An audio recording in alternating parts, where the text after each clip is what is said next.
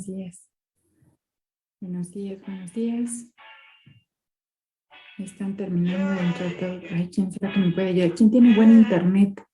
Que me ayude tantito a hacer host porque están tocando y necesito ir. ¿Quién me ayuda? ¿Me ayudas, Magali? ¿A qué profesora? Es que apenas no escucho el audio. Ajá, te hago host, espera.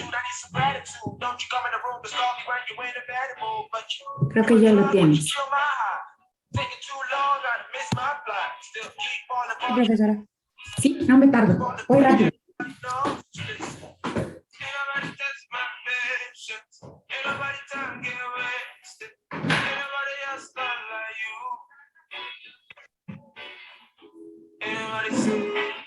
Killing me, got me on defense.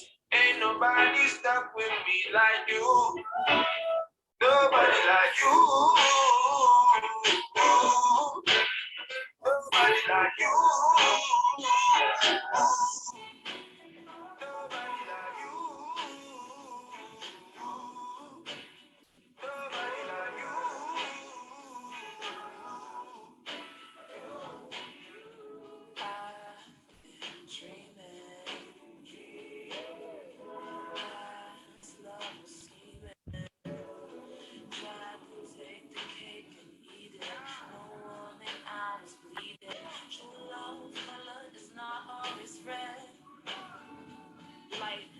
Like you, clear summer afternoon, take away my night's pain, walk away with no shame. I'm missing Mr. Purple Rain. You hear my voice now, you hear my calls now, you don't fear my raw sound. Listen, into madness, I'm looking for a definition. The way you smile, man, is looking more like intuition. I'm so bad with the rap, it's ready, you're the scene is missing. So come around, cause you're the one I'm missing.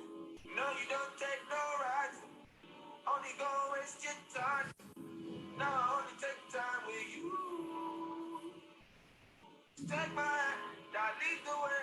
Don't hold me back, except to say that I love you. Yeah, yeah. Ain't nobody test my patience. Ain't nobody trying to get away. Ain't nobody else love like you. Ain't nobody see. Give me, got me on defense. Ain't nobody stuck with me like you.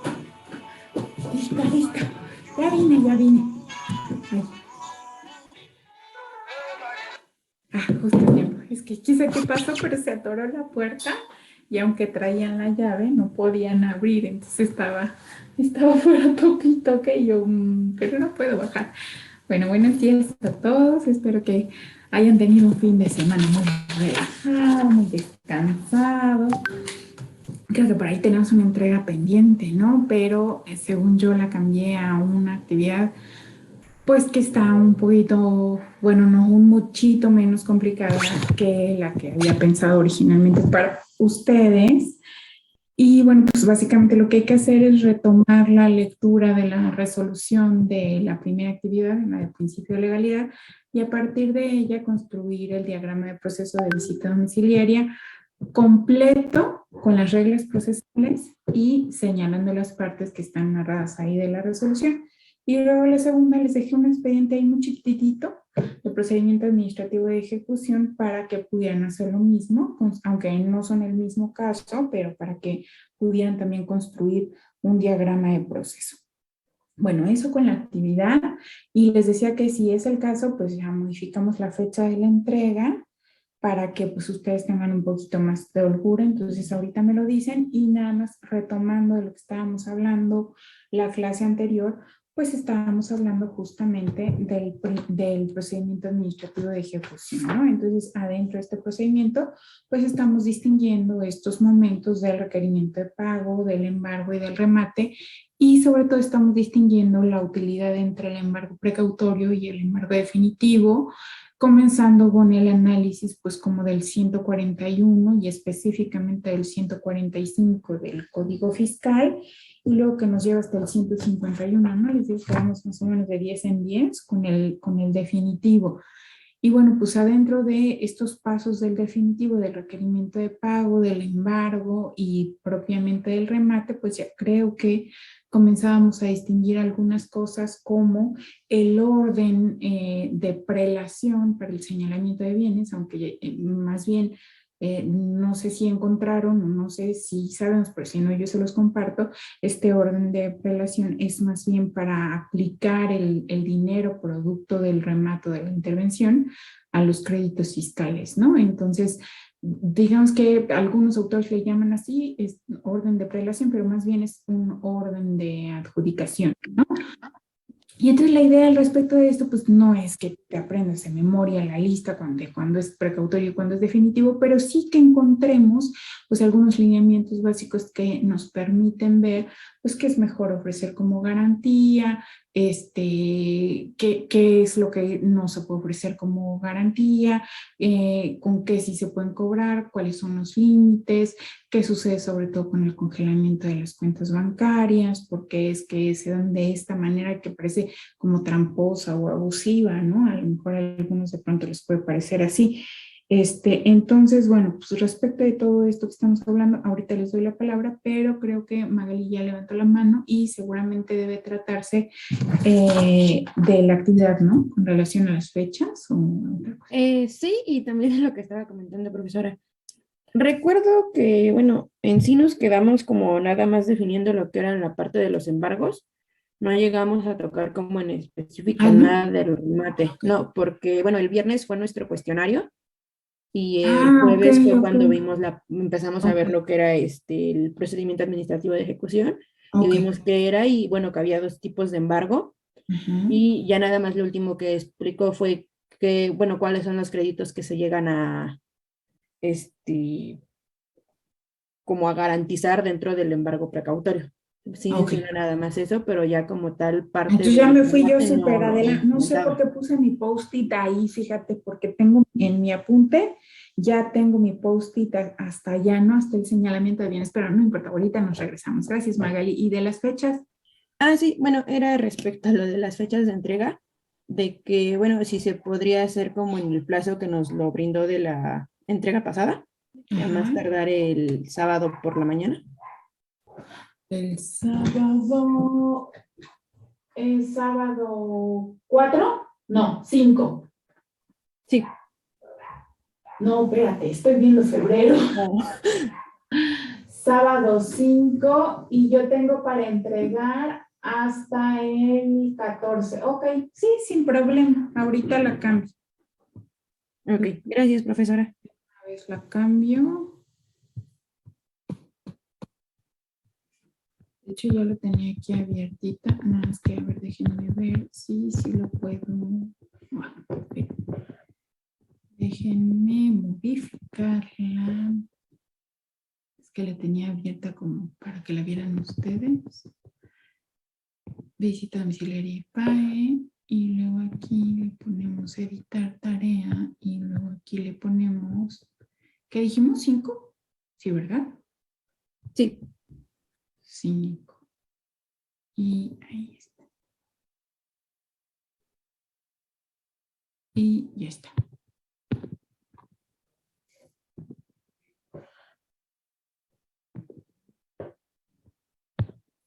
Listo. Ah, espérame, déjame. Bueno, ahorita te anoto, Magali, pero ponte lista porque ya ves que luego se me va la lista. Ahorita lo anoto. Ya él. Sí, pues sí, buenos días, maestra. Buenos días. Bueno, yo empecé a hacerlo tenía algunas dudas, pero tal vez es por eso, porque nos adelantamos mucho, del embargo parcial. Ya ve que nos dejó la segunda tarea es hacer el proceso, ¿no? Entonces, Ajá. ayer antes estuve leyendo el caso, que se trata de una persona moral, ¿no? Que no paga, bueno, no notifica o no demuestra de dónde vienen ciertas, uy, ciertos, bueno, espérame tantito más. Estoy Sí, con buscando. calma. Bueno, omite declarar ciertos cumplimientos fiscales. Y bueno, mi duda es, primero se notifica, por así decirlo, ese es de los primeros pasos que se hacen para determinar un embargo precautorio. Se notifica Claro, primero se al notifica. contribuyente, ¿no? Primero Y se después el estaba contribuyente un acto de autoridad, ahorita platicamos cuáles o ahorita lo precisamos. ajá, y después habla de un acta parcial, ¿no? Por así decirlo, que es donde el contribuyente, bueno, el notificador o ejecutor requiere el compareciente para que se designen los testigos de asistencia, por así decirlo. Es que es donde me hizo un poquito bolas leyéndolo. Entonces, pero como dice mi compañero Magali, no vimos como tal cuál era el proceso. No sé si hoy lo veamos y ya con base a eso yo poder ya Sí, organizar un sí, sí. poquito más. Gracias, maestra. Bueno, vamos dándole rapidito porque si no, pues sí van a estar bien perdidos, ¿no? No sé si se dio la tarea de investigar un poquito de este procedimiento administrativo de ejecución, de leer un poquito, pues aunque sea el 145 y el 151, como para hacer la distinción, de leer un poquitito, sobre todo el libro de Moto Salazar, que pues, trae ahí cosas respecto del procedimiento administrativo de ejecución, porque es uno que nos interesa un montón porque tiene un recurso administrativo diferente del habitual, ¿no? Del recurso de revocación normal que nosotros tenemos en nuestro alcance como medio de defensa. Aquí hay un recurso nuevo y distinto que solo podemos utilizar dentro del PAE. Entonces, bueno, si tienen la oportunidad, léanlo un poquito. Este recurso es el recurso de oposición al valor del avalúo, pero todavía no me van a entender, yo creo, muy bien. Entonces, si hay alguien que quiera tomar la palabra con algo que haya trabajado respecto del PAE y quiera compartirnoslo, ahorita sería un buen momento para eso. Y si no, bueno, pues ya me sigo yo de filo así rapidito para que pues, podamos ir avanzando con este PAE. ¿Hay alguien? ¿Alguien? ¿Alguien? Por favor. Tamara. Sí, bueno, la clase pasada yo le había comentado sobre que había encontrado las etapas y que primero me parecía que había primero un mandamiento de ejecución y que ya después se hacía la notificación de ese mandamiento de ejecución y después de eso se hacía el requerimiento de pago. Posteriormente se hacía lo que era el embargo. Y yo le había dicho que se hacía la remoción del depositario, pero me dijo que no era remoción, que eso era quitarlo. Ajá. Entonces era la designación del depositario. Ajá. Ajá. Y después de esto venía lo que era el avalúo, donde se le da el valor a las cosas, que unos especialistas determinan el valor que se le da a los bienes que se embargaron. Antes, en esto que me dices, en el embargo, que estos pasotes grandes que tenemos es requerimiento de pago, embargo y remate, pero tiene 3 figuras, ¿no? Pero vamos a seguirle diciendo remate mientras. En el embargo hablábamos de una distinción entre cuando es definitivo y cuando es precautorio, ¿te acuerdas? Sí. Sí, habíamos dicho que el embargo precautorio era como suspender nada más temporalmente que uno no usara o decía usted o abusara de esos bienes y que el definitivo era donde se perdían los derechos del uso o del abuso para que el contribuyente cubriera sus obligaciones fiscales. Y entonces adentro del embargo, en sí, ¿qué es? ¿el embargo? Ajá. Pues bueno, es como el asegurar los bienes que para que la persona a la que se le esté haciendo el embargo no los pueda usar o pues sí, usar para que no pueda usarlos. O sí los puede usar, pero limitadamente, ¿no? Ajá, que no, decía usted que no abusara. Exactamente. Sí. Ok. Y este secuestro de bienes, creo que hasta ahí nos quedamos, pero a ver si se te imagina. ¿Quién lo hace? ¿Quién lo hace? ¿El depositario? ¿Será que el depositario es el que señala los bienes de los que se van a limitar los derechos del sujeto pasivo, o sea, del contribuyente deudor o de su aval o de su deudor solidario? Pues yo creo que el contribuyente es el que señala los bienes, pero ya en caso de que a lo mejor el contribuyente no quisiera o no pudiera o algo así, ya Ajá. ya lo hace pues, otra persona, creo que lo hace bueno, no estoy segura, pero pienso que primero es el contribuyente y en caso de que a lo mejor él no quisiera cooperar, entra ahí otra persona. Otra persona, seguro otra persona, pero ¿será el depositario? ¿El depositario? ¿Será? Te pregunto. Pues yo creo que sí. Ok, ahorita vamos a encontrar la verdad. Gracias. ¿Algo Y más? no, es todo. Ok. Vamos con Mauricio, después vamos otra vez con Yael y después otra vez con Maya.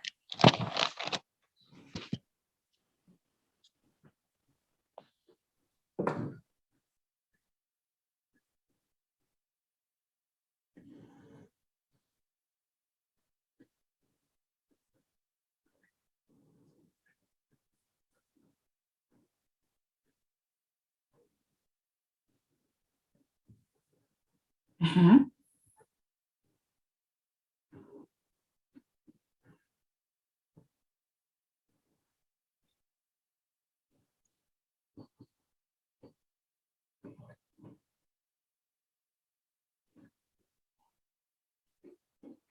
Ah, sí. Ujú, ujú,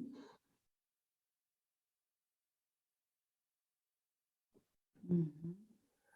Y entonces nos damos cuenta de que ahí en realidad es claro que es súper importante la participación del sujeto pasivo de ese crédito fiscal que se está ejecutando, ¿no? Sea el contribuyente moroso o sea un deudor solidario, o sea, su aval o un deudor solidario que aparezca ahí en ese momento, ¿no? Ese es súper importante. Y también es importante el notificador y que se transforme en ejecutor después de hacer qué cosa. O sea, ese notificador va con su gafete de notificador, ¿no? Pero luego hace una cosa y luego ya se quita su cachucha de notificador y se transforma en ejecutor, ¿no? Del embargo. Entonces, eso que hace que lo transforma de notificador a ejecutor, ¿qué es, Mau?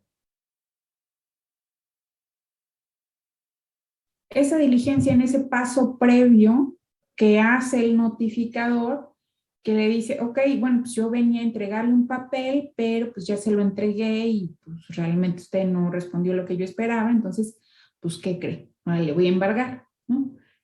¿Qué sucede para que pase eso?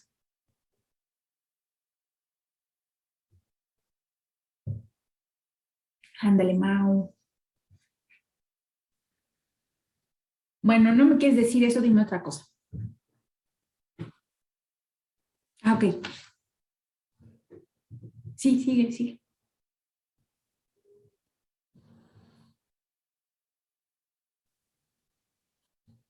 Me estabas diciendo que era el, en primera instancia, contribuyente o deudor, el que señala los bienes a secuestrarse adentro del embargo.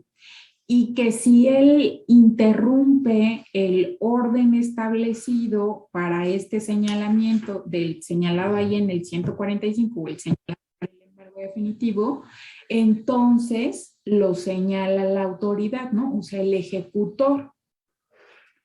Y eso está muy bien, sí, sí es cierto. En primera instancia es derecho del sujeto pasivo, del contribuyente o del deudor, el señalar los bienes, pero no puede señalar lo que sea. O sea, por ejemplo, imagínate una negociación, ¿no? Entonces, en una negociación, pues luego tanto los abogados como los contadores, pues ya nos la sabemos y comenzamos a decir, ah, pues mire, esa computadora modelo,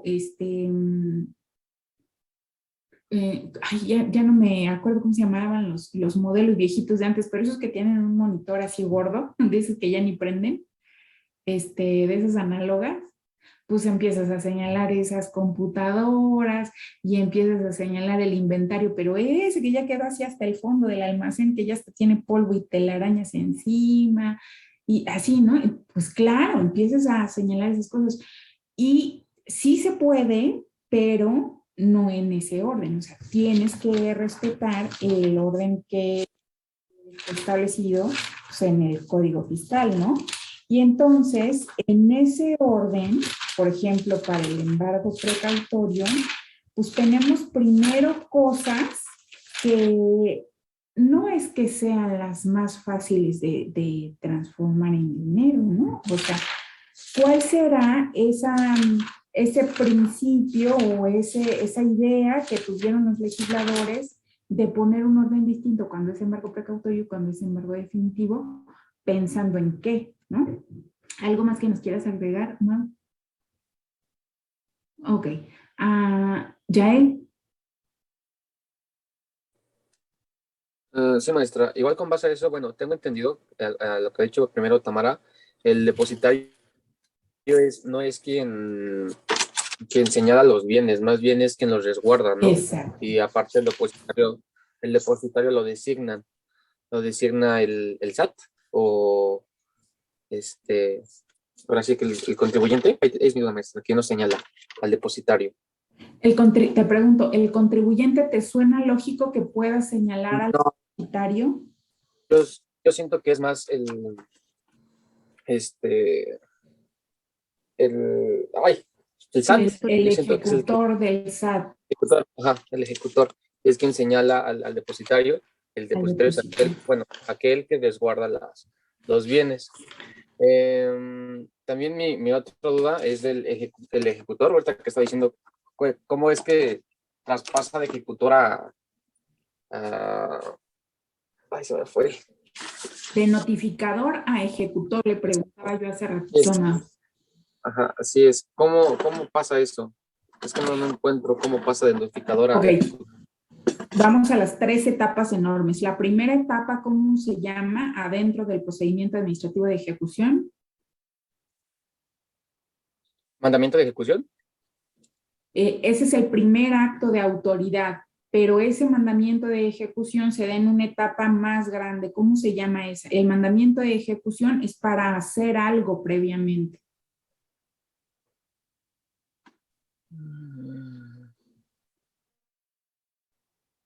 A ver si ahorita lo encontramos ya. Y si no, ahorita regreso contigo. Espérame. Gracias. ¿Otra duda? No, Ok. Magali. Sería el requerimiento de pago, ¿no? El requerimiento de pago, que es esa primera etapa enorme, ¿no? Y en caso de que ya no, bueno, Justo en el requerimiento de pago, pues el primer acto de autoridad que hay es ese que hace pues la administración que va a ejecutar, la que sea, ¿no? Porque todas en realidad tienen facultades para ejecutar, o sea, el jurídico tiene facultades para ejecutar, auditoría tiene facultades para ejecutar, o sea, todas las administraciones y las subadministraciones han sido cuidadosos de que sí tengan esa facultad de ejecutar los créditos fiscales. Entonces, la que sea que lo haya emitido, en tanto sea dentro del SAT, pues seguramente tendrá la facultad de hacerlo, ¿no? De todos modos, tenemos que hacer el test del control de principio de legalidad respecto de la fundamentación, pero es altamente probable que sí lo tenga. Entonces, este primer acto de autoridad que hace pues quien emite ese acto de molestia es hacer 2 papeles, ¿no? O uno, pero largo, que contiene 2 cosas. La primera cosa que contiene, ¿qué será? ¿Qué se te ocurre? ¿Qué se te imagina, Magali?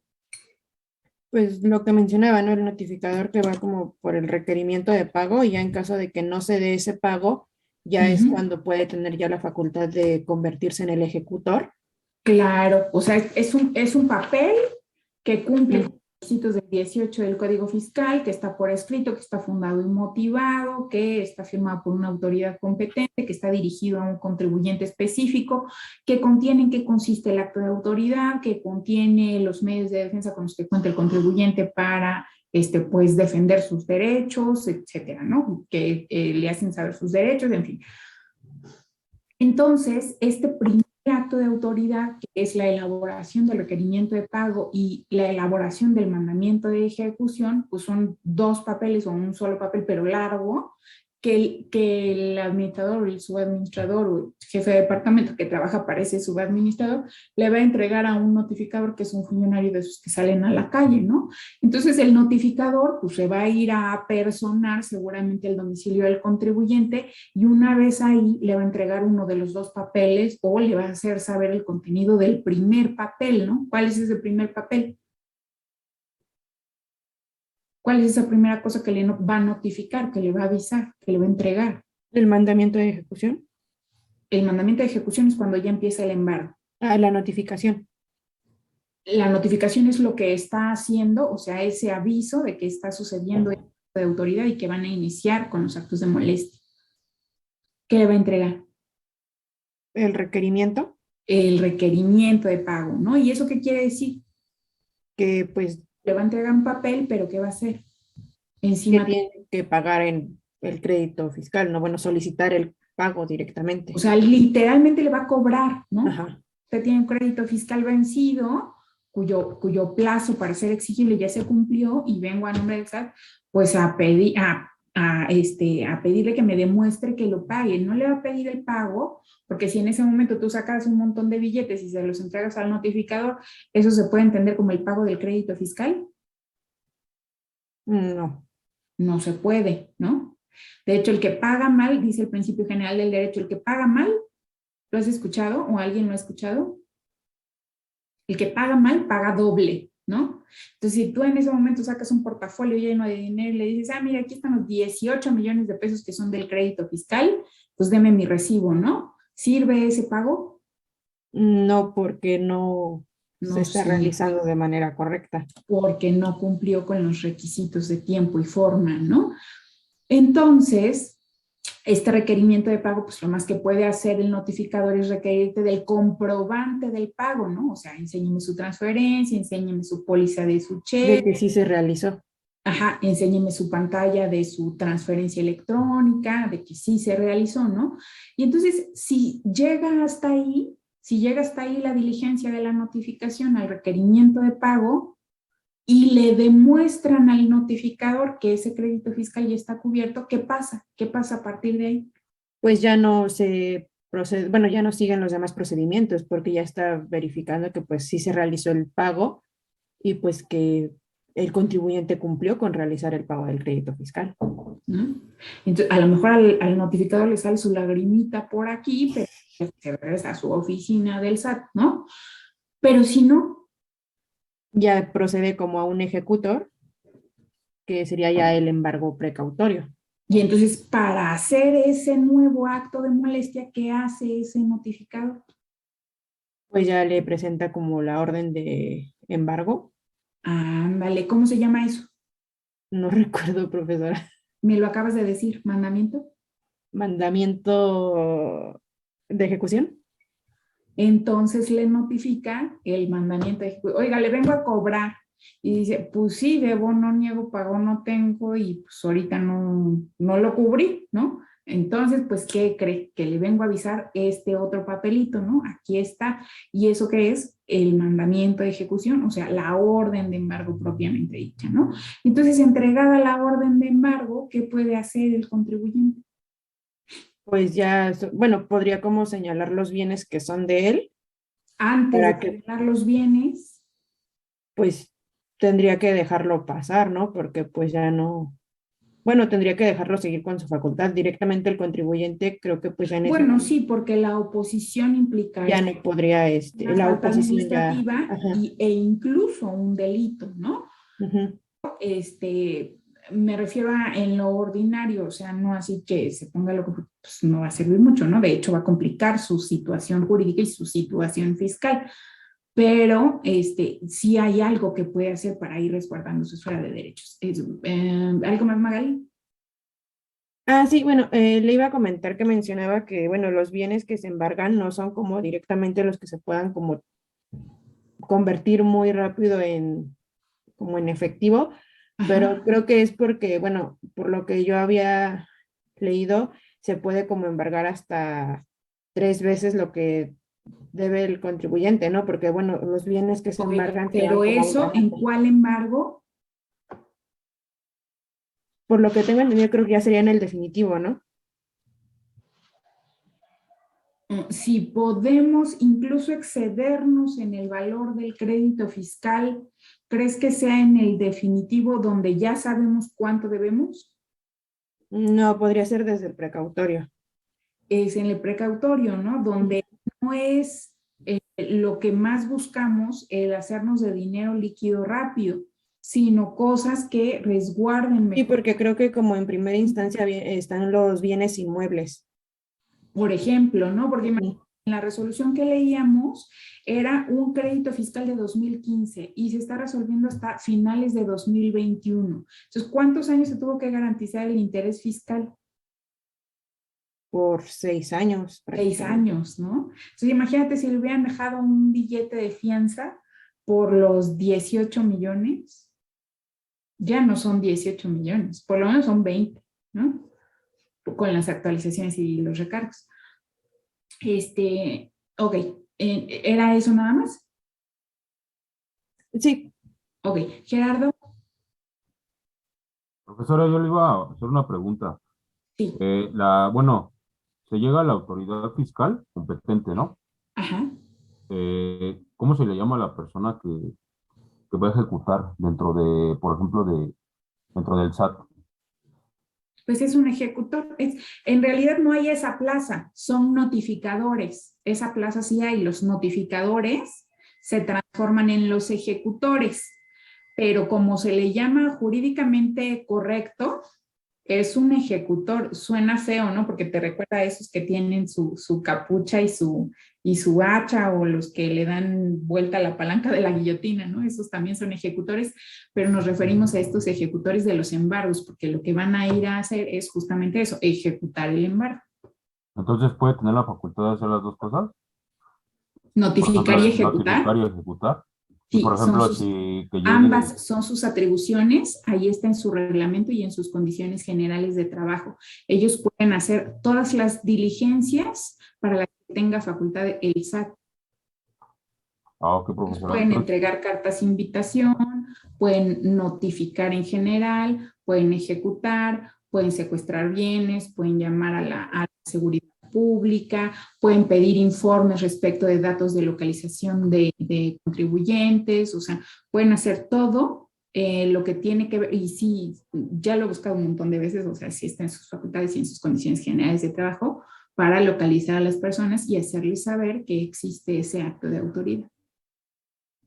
profesora, gracias. Pero no está de más que tú, si es el caso, tú lo revises y a lo mejor encuentras alguna que no, y entonces a partir de ahí tú puedes comenzar a promover o a solicitar o a buscar el interponer un medio de defensa a partir de ahí, porque tú descubriste que no tienen esa atribución para hacer eso que están haciendo y que tú descubriste que no deberían hacer.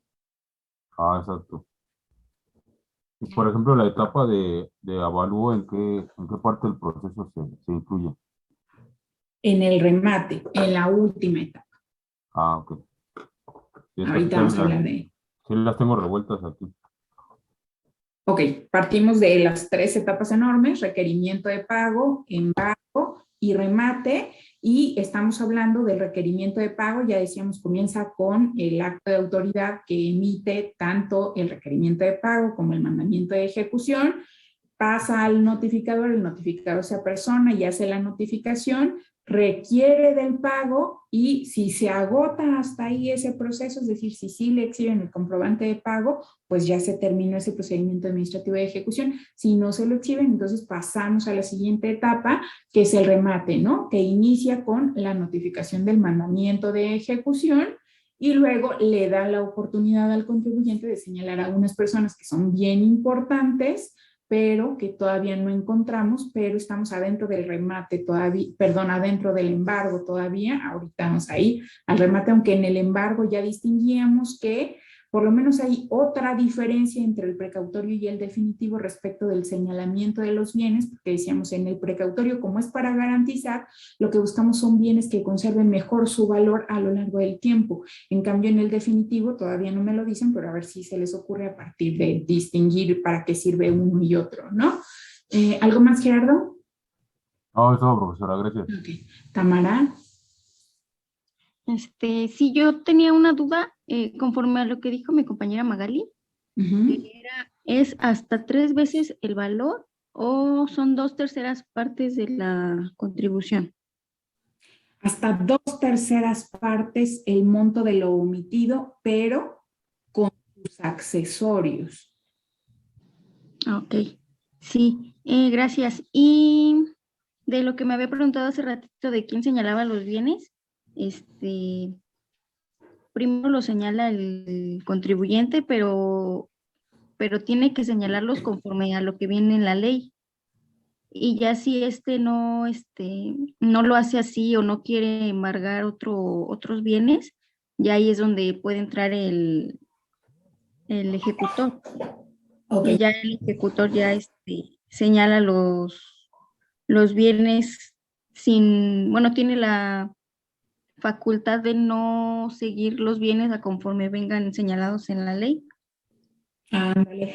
Por ejemplo, Juan Gabriel, ¿no? Juan Gabriel hasta ahora, por lo que sabemos, es una sucesión, porque pues, el titular ya se murió y los herederos, o el heredero creo que todavía no se lo ha adjudicado, ¿no? La masa hereditaria. Entonces, hasta donde sabemos, pues es un contribuyente raro porque es una sucesión, pero ya puede continuar con sus trámites fiscales porque ya tiene nombrado un albacea de esa sucesión, ¿no? Entonces, imagínate que le van a requerir sus créditos fiscales y dice, bueno, pues mira, yo voy a nombrar un terreno rural que tengo por allá por la Sierra de Guerrero y voy a nombrar una casa habitación que tengo allá en Juárez, pues allá en esa zona donde diario hay 45 muertos, ¿no? Y el SAT estaría obligado a recibir esos bienes en garantía de esos créditos fiscales, ¿cómo ves? Yo creo que no, porque el ejecutor, es ahí donde entra el ejecutor, ¿no? Que Ajá. es que él puede, bueno, puede no aceptar esos bienes Ajá. porque tienen que estar dentro o sea, no pueden ser bienes ubicados fuera de la oficina donde se esté, o bueno, del lugar donde se esté llevando el embargo, y es ahí donde puede entrar el ejecutor, ¿no? Ok. ¿Algo más, Tamara? No, no es todo. Magali. Sí, profesora, me surgió una duda. Sí. Bueno, en este caso, el requerimiento de pago, bueno, van y lo solicitan como porque no tienen como la comprobación de que ya se cubrió como ese crédito fiscal. Pero ¿por qué la autoridad, bueno, si no se muestran el comprobante de que el contribuyente sí lo pagó, ¿por qué la autoridad como que no detecta o no verifica si ya está cubierto ese monto y, bueno, como que proceden al requerimiento de pago? Mm, Bueno, mira, ten en cuenta que un administrador que te gusta jurídico no tiene acceso a una base de datos donde, bueno, hasta donde sabemos, porque tampoco sabemos exactamente cómo son esos procesos internos del SAT, ¿no? Pero hasta donde sabemos, ellos no tienen en tiempo real acceso a una base de datos donde se vea todos los comprobantes que de sus transacciones financieras, digamos, que han hecho los contribuyentes, ¿no? Eso solamente lo tiene, por ejemplo, la unidad de inteligencia financiera, la administración de grandes contribuyentes, ellos sí lo tienen en tiempo real, pero así de nosotros los contribuyentes normales no lo tienen en tiempo real. Entonces, imagínate que hizo esa transferencia 24 horas antes de iniciar la diligencia de requerimiento de pago, o ni siquiera 24, sino media hora antes, ¿no? Entonces, pues no tendría manera de identificar si sí ya lo efectuó o no. Si lo hizo, por ejemplo, 48 horas antes en días hábiles, o sea, de un miércoles para un viernes, es altamente probable que sí y que suspendan el inicio de ese procedimiento administrativo de ejecución, ¿no? Porque a nadie le va a convenir. Pero si lo hizo, digamos, de un viernes a las 8 de la noche para una diligencia, un lunes a las 7 de la mañana o incluso en horas hábiles a las 8 de la mañana o a las 9 de la mañana, es altamente probable que no se hayan enterado todavía, ¿no? Ah, ok. Y bueno, digamos que entonces este como procedimiento no se comería como el último día que tenga el contribuyente para realizar el pago del crédito fiscal o ya, digamos, podría ser un día después de que venció ese plazo? Un día después de que venció ese plazo, porque hasta Ok. un día después será exigible el cobro. Si tuviéramos, por ejemplo, un requerimiento de pago con una fecha de un día donde todavía estuviera vigente el plazo para que el contribuyente cumpliera, eso sería motivo de interponer un medio de defensa, porque quiere decir que el SAT, incluso antes de que se te acabara el plazo para cobrar, ya te quería cobrar, ¿no? Entonces eso es un acto de autoridad que no cumple con los requisitos del 16 constitucional, de que esté suficientemente motivado. Pues para que me vengas a cobrar, primero asegúrate de que sí, ya se acabó el tiempo para que yo te pague, ¿no? Independientemente de que te pague o no, pero si tú me dijiste que tenía 15 días, pues me dejas 15 días en paz, ¿no? Por decirlo de alguna manera. Ok, gracias, profesora. Vale. Entonces luego tenemos este señalamiento de estas personas importantísimas adentro del embargo, una vez que se ha notificado el mandamiento de ejecución, que quiénes son. ¿Cómo se llaman esas personas que dan fe de los hechos, de las circunstancias, de cómo sucedieron las cosas? ¿Cómo se llaman esas personas? ¿Se parece? ¿Testigos? ¿Cuáles? ¿Testigos? Son los testigos, ¿no? ¿Quién nombra a los testigos? El contribuyente. En primera instancia, y si no quiere,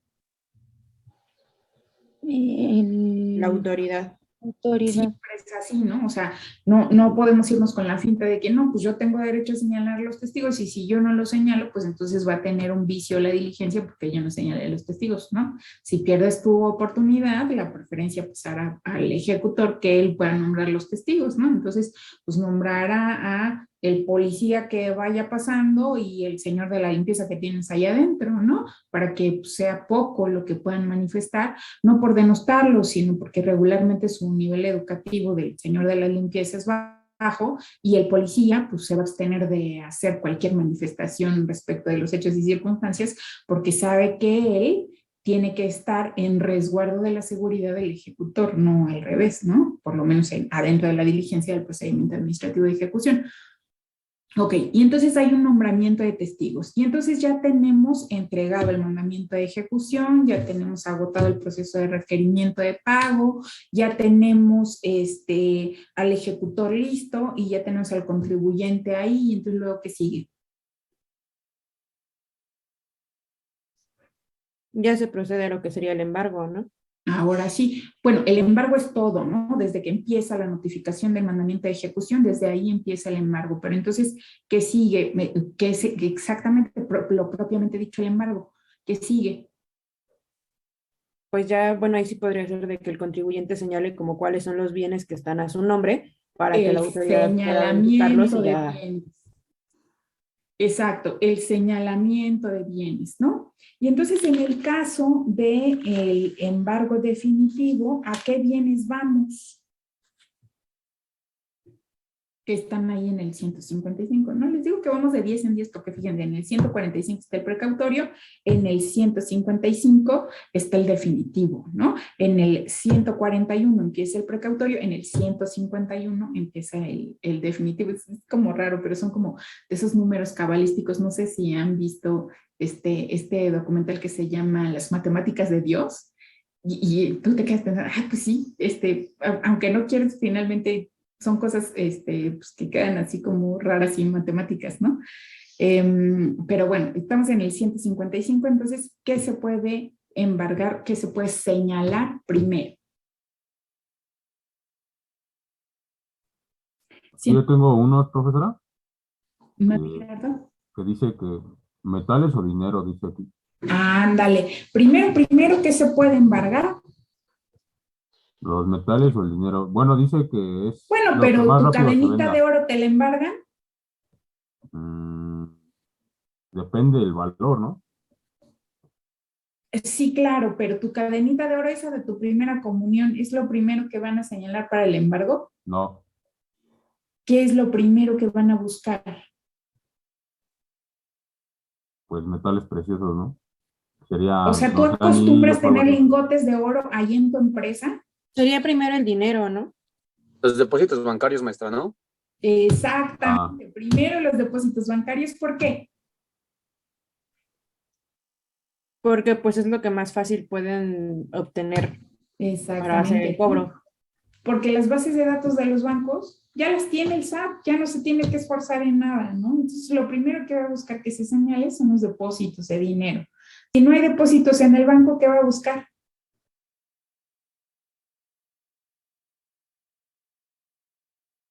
Ahora sí, los lingotes de oro, ¿El efectivo? el efectivo, ¿no? El flujo de caja, ¿no? Pues lo que está ahí guardado en la caja chica, échamelo para acá, lo ponemos en una bolsita y lo aseguramos con un sellito, ¿no? Con un marbete en realidad. Luego, ¿qué más va a buscar?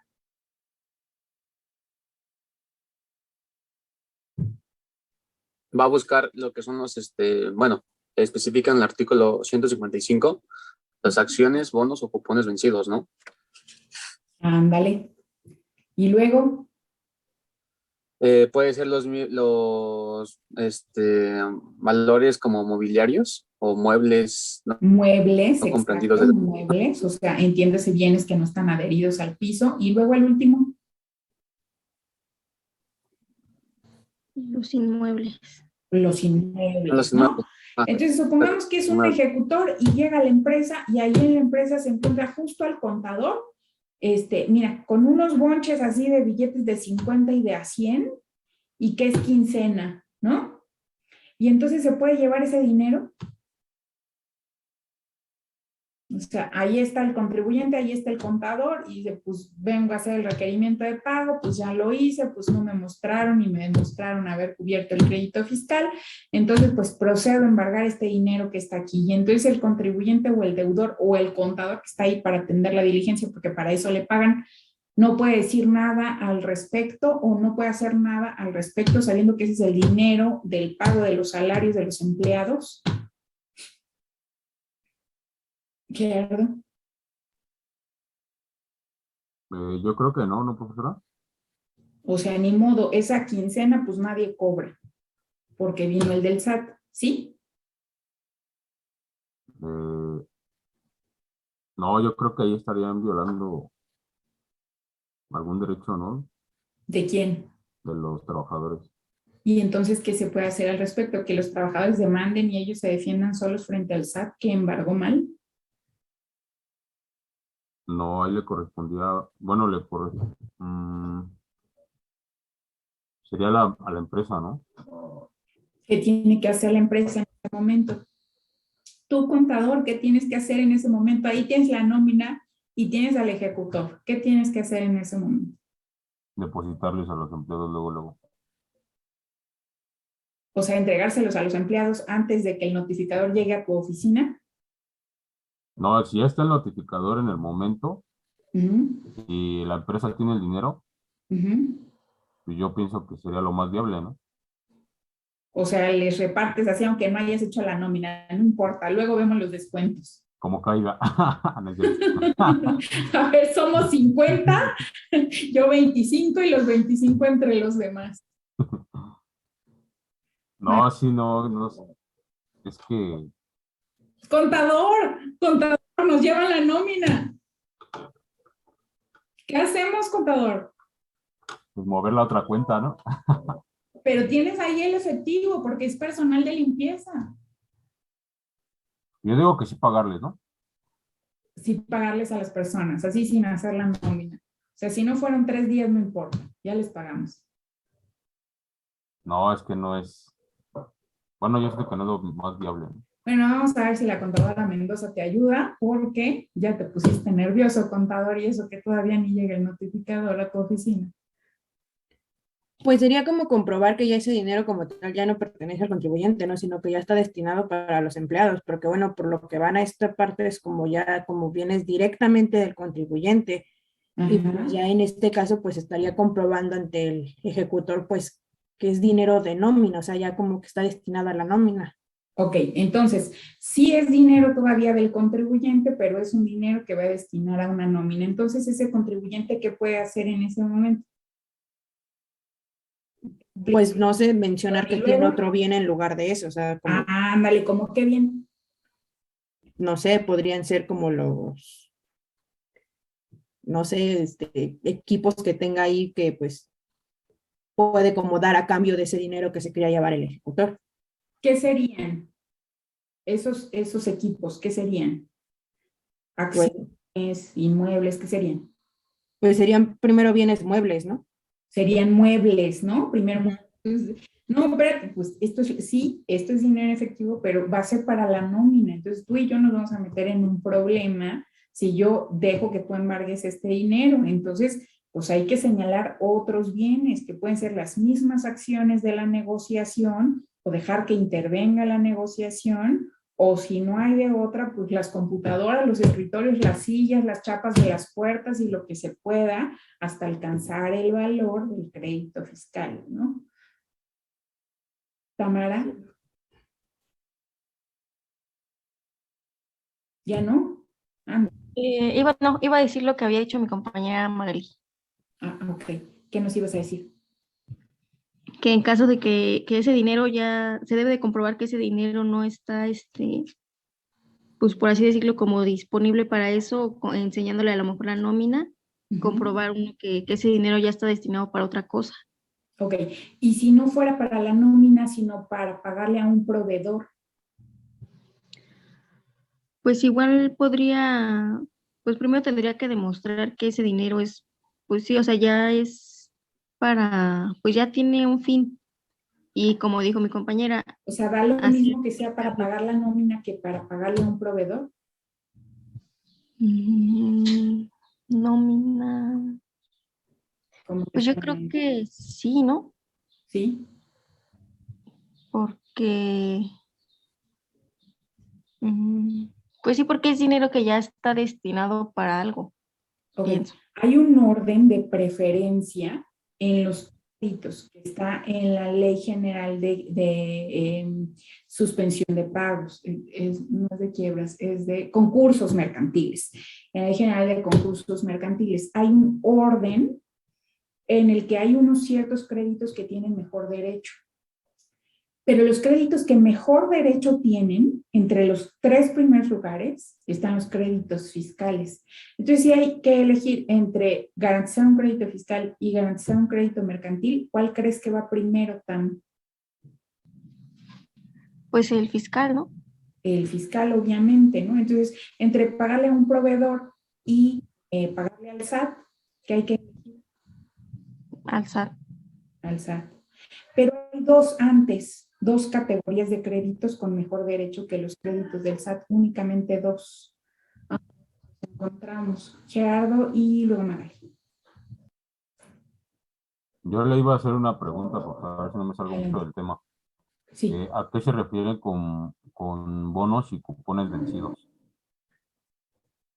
ya ves que hay como los certificados del gobierno, como los CETES, también hay de empresas privadas que ofrecen cupones, ¿no? O sea, que sus acciones tienen abajo sus timbrados o sus pedacitos y tú puedes comprar pedacitos de esas acciones que son acciones nada más de capital, o sea, nada más de inversión y que vencidas a cierto tiempo puedes exigir su pago, ¿no? Pero son acciones más o menos costosas, entonces puedes comprar un pedacito nada más, o sea, un cupón. Entonces, a eso se refiere.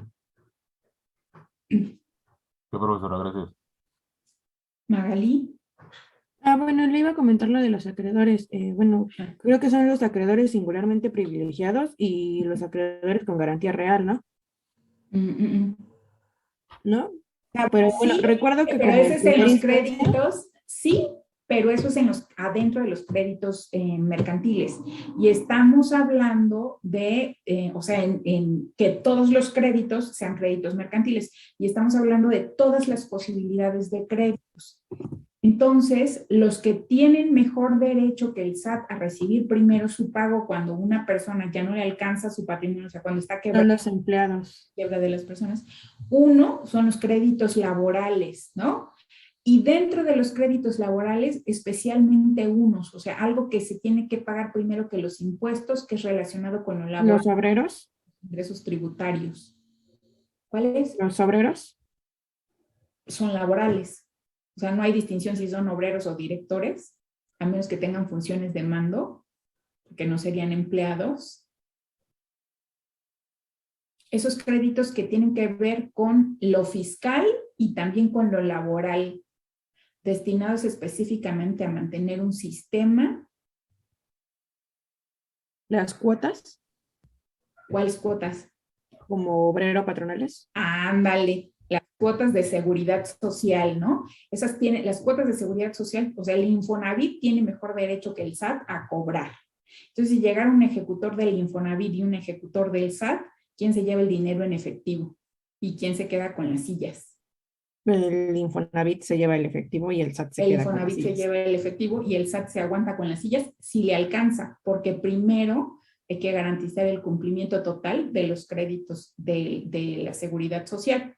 Entonces, primero, esos créditos tienen mejor derecho, los laborales, pero hay unos que tienen todavía mejor derecho que los créditos laborales. ¿Cuáles creen que sean? Sobre todo hablando de personas físicas. ¿No? ¿No se les ocurre? Así esos por los que persiguen a los papás y luego los papás hasta renuncian a su trabajo y sobre todo se da más frente a los papás, no tanto frente a las mamás, pero pues que en realidad es una obligación. ¿Pensiones? Las pensiones.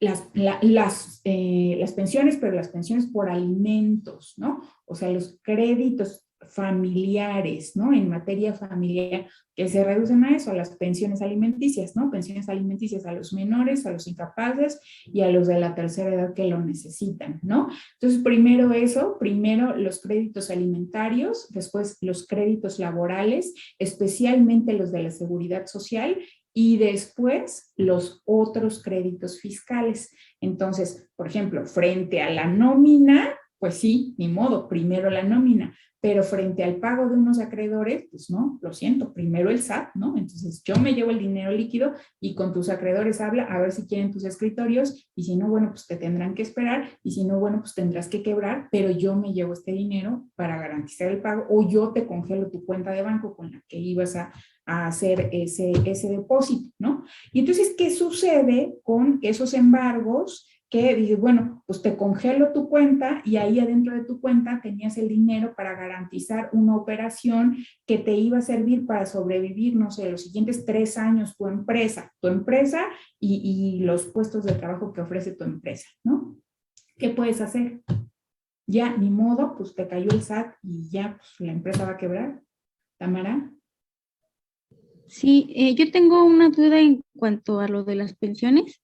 Sí. En el artículo 157 vienen lo que son los bienes inembargables Sí. y viene ahí un apartado en el que dice que ¿cómo se llama? Las pensiones de cualquier tipo son inembargables. Pero Exacto. entonces ahí en ese caso, ¿cómo es que primero dijo usted que, o sea, en qué casos aplicaría en que aquí dice que es algo que no se puede embargar? Y usted nos dijo que ahorita es que primero que primero es el SAT. No, yo dije que primero son las pensiones. Ah, entonces le entendí mal entonces. Entonces eso no se pueden embargar. No se pueden, o sea, si hay una persona física que tiene asimilados a salarios y que gana 30,000 pesos mensuales, pero que tiene una pensión del 30%, pues le descuentan 9,000 pesos, ¿no? 9,000 pesos mensuales y se los entregan a la cuenta de sus acreedores alimentarios. Entonces, si tiene una deuda con el SAT de 50,000 pesos, pues entonces le podrán embargar lo que le quede a los 30,000, restándole esos 9,000, o sea, a 21,000, luego le restas el monto de un salario mínimo, que ¿cuánto es? 7,000, 8,000, bueno, el monto de un salario mínimo, y lo que quede es lo que le pueden embargar, pero esos 9,000 pesos no los pueden tocar, son inembargables porque tienen mejor derecho como crédito que los créditos fiscales, ¿sí? ¿Tan? Sí, profesora, gracias. Ok. Y entonces, ¿qué hacemos? O sea, imagínate que pues estamos ahí en el embargo y tú tienes en tu cuenta $1,000,000 para pagar una operación con la que vas a traer tecnología china que le va a permitir a tu empresa garantizar contratos por los próximos 2 años. Y te cae el SAT y te congela la cuenta. Y entonces ya no puedes hacer la transferencia y ya no puedes traer esa tecnología y tu empresa va a quebrar. Ni modo, te cayó el SAT, así funciona. ¿Para qué no pagaste a tiempo? ¿O cómo, qué podemos hacer, contadores? Ya se nos acabó el tiempo, vamos a dejarlo hasta aquí, pero mañana retomemos esto, porfa. Hasta mañana. Hasta mañana, Mañana, profesora. profesora.